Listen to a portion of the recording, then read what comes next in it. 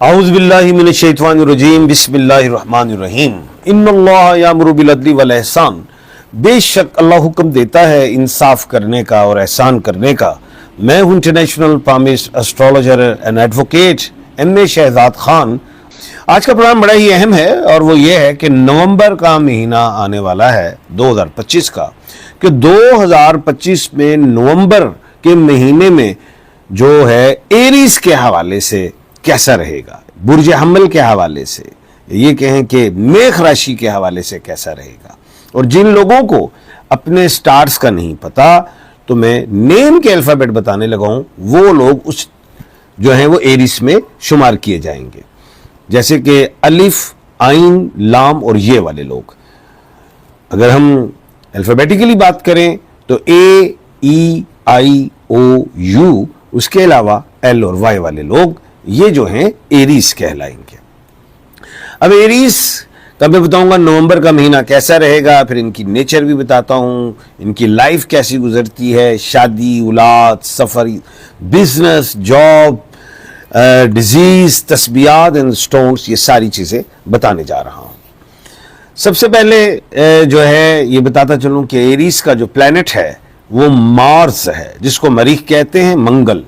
और उसके अलावा इसका लकी नंबर 3 है जो एंजल नंबर है, और लकी नंबर भी है, और 9 नंबर में पावर ही बहुत ज्यादा देखी गई है। उसके बाद इनका स्पोर्टिंग नंबर जो है 7 भी है, 1 and 3 and 5 भी है, यानी कि ये नंबर्स जो हैं इनके लिए बड़े ऑड नंबर जो हैं फायदा देते हैं। कलर्स जो है इनके लिए मुआफिक कलर वो इनके लिए जो है वो ब्राउन कलर अच्छा है, रेड अच्छा है, गोल्डन में इनके लिए कलर अच्छे हैं। अच्छा, स्टोन्स में ये रूबी का पत्थर पहने जो सेहत के लिए बेहतरीन है, ब्लड की सर्कुलेशन के लिए, रिज़्क के लिए, और नज़र वगैरह से भी बचत रहती है। कोरल जिसे मरजान कहते हैं उस हवाले से अगर हम देखें वो भी रिज़्क, सेहत और जादू नज़र से भी महफूज रहते हैं। एमरल्ड मोहब्बत, खुशी, रिज़्क के लिए, सेहत के लिए बेहतरीन है। तो खैर इनमें से स्टोन पहन सकते हैं। उसके बाद जो है और भी स्टोन्स हैं, जैसे इनके लिए ब्लू सफ़ायर है वो पहन लें, ब्राउन अगेट ये पहन सकते हैं, ब्लड प्रेशर के लिए बेहतरीन है। तो खैर जो भी अगर आपको स्टोन चाहिए तो मुझसे आप रब्ता भी कर सकते हैं। अच्छा, एरीज हामिल के जो अफराद हैं, मर्द और औरत, इनका भी मैं बताता हूं। सबसे पहले मर्दों की बात कर दूं। विल पावर, करेज, कॉन्फिडेंस इनका बेहतरीन, जज्बाती, गैरतमंद, जाती होते हैं, अपनी मर्जी वाले होते हैं, नॉलेज बेशुमार होता है। और ये भी हम देखें इनकी 6 सेंस ऑब्जर्वेशन कमाल की, एनालिसिस बेहतरीन, सस्पिशियस होते हैं, और जो चीज़ इनके माइंड में आ जाए तो वो बिल्कुल परफेक्ट होती है, ऐसे ही अगर अगले के बारे में कोई राय रखते हों। उसके अलावा अगर हम देखें तो ये लोग जो है डिग्निटी के साथ चलने वाले लोग होते हैं, ये किसी के अंडर रह के काम नहीं कर सकते।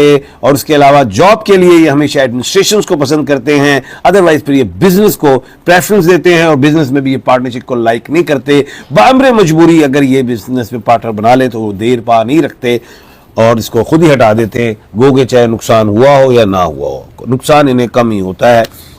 डिक्टेटरशिप की क्वालिटीज इनमें बेशुमार देखी गई हैं। सेहत के हवाले से ये चोटें वगैरह इनको लगती हैं, बुढ़ापे में चोटों से बचें। वैसे अगर हम देखें तो इनको इंटरनल ऑर्गन्स के हवाले से लंग्स का प्रॉब्लम भी आ जाता है, और हार्ट के हवाले से भी, दिमागी वाले से भी इन्हें थोड़े प्रॉब्लम्स आ जाते हैं बुढ़ापे में, और चोट भी लग जाती है। अल्लाह ना करे। एहतियात और सदकात की तरफ तवज्जो दें। सदकात के लिए जो है वो यही है कि जो परिंदे जो होते हैं जो गोश्त खाते हैं उनको लंग्स, लिवर वगैरह जो भी उनका खुराक जो पसंद करें उनको आप वो दे सकते हैं। तस्बीहात के लिए या अल्लाहु या सलामु या हय्यु या कय्यूम आप पढ़ सकते हैं। उसके बाद जो है वो ये कि बिजनेस के लिए ये स्टॉक एक्सचेंज में जाएं, एक्सपोर्ट इंपोर्ट में आएँ, इलेक्ट्रॉनिक्स में आएँ, और बिजनेस के हवाले से ये लाइफ स्टॉक्स में आएँ, मैन्युफैक्चरिंग्स में आएँ, पेट्रोल पंप्स में आएँ, ट्रांसपोर्ट्स में आएँ, ये इनके लिए ठीक है। और उसके अलावा सर्जिकल इंस्ट्रूमेंट्स में आएँ, लेदर इंडस्ट्रीज में आएँ, गारमेंट्स इंडस्ट्रीज में आएँ, पेपर इंडस्ट्रीज में आएँ, ये इनके लिए ठीक रहता है। पोल्ट्रीज भी इनके लिए ठीक हैं। उसके अलावा जॉब में अगर ये जाएं तो ये एडमिनिस्ट्रेशन में जाते हैं, लेकिन ये फोर्सेस में भी जाएं तो उसमें बेहतरीन होते हैं। एजुकेशन में ये मेडिकल को देखें, इंजीनियरिंग्स को देखें, ये भी इनके लिए ठीक है। जुडिशरी को देखें, वकालत को देखें, वो भी इनके लिए सब्जेक्ट्स बेहतरीन देखे गए हैं। उसके अलावा जो है बुढ़ापे में स्पिरिचुअलिज्म की तरफ रूहानियत इनमें बढ़ती है और ये इंसानियत का काम करते हैं, इसमें कोई शक नहीं। खवातीन को देखें, बड़ी अच्छी समझदार, लोगों के मामलात में किसी किस्म की ये इंटरफेरेंस नहीं करते और ना ही अपने मामलात में इंटरफेरेंस बर्दाश्त करते हैं। जॉइंट फैमिली सिस्टम को पसंद नहीं करते हैं, मूडी होते हैं, काम से काम रखते हैं अपना, लेकिन जब काम करते हैं तो मुकम्मल करते हैं, बच्चों को एक अच्छी तरबियत देते हैं। नो डाउट मियाँ और बीवी जो एरीज हैं, ये लोग अपने बच्चों को अच्छी एजुकेशन देते हैं और उनको माशरे में एक अच्छा नाम दिलवा देते हैं। उसके बाद अगर हम देखें कि इनके लिए शादी के अल्फाबेट जो हैं वो SFMTHZ से कर सकते हैं, लेकिन ए वाले ए से नहीं, वोवल्स वाले वोवल से ना करें, वो इतना अच्छा नहीं होता। फिर उन रिश्तों में ज़्यादा यानी कि इख्तलाफात ही देखे गए हैं। और जिन लोगों के अगर जो ए वाले की बेगम ही ए में है, या ए वाले मर्द का या AEIOU की जो उनका कपल जो है सेकंड वो सेम में है, तो वो नेम चेंज कर सकते हैं, H में कर सकते हैं, F में कर सकते हैं, T में कर सकते हैं, H में कर सकते हैं, Z में कर सकते हैं। उसके बाद अगर हम देखें कि बाहर के मुल्क के हवाले से बैरून मुल्क ये बिल्कुल जा सकते हैं, जॉब के लिए जाएं, बिजनेस के लिए जाएं, लेकिन एंड ये वापस अपने ही कंट्री को ही प्रेफरेंस देते हैं।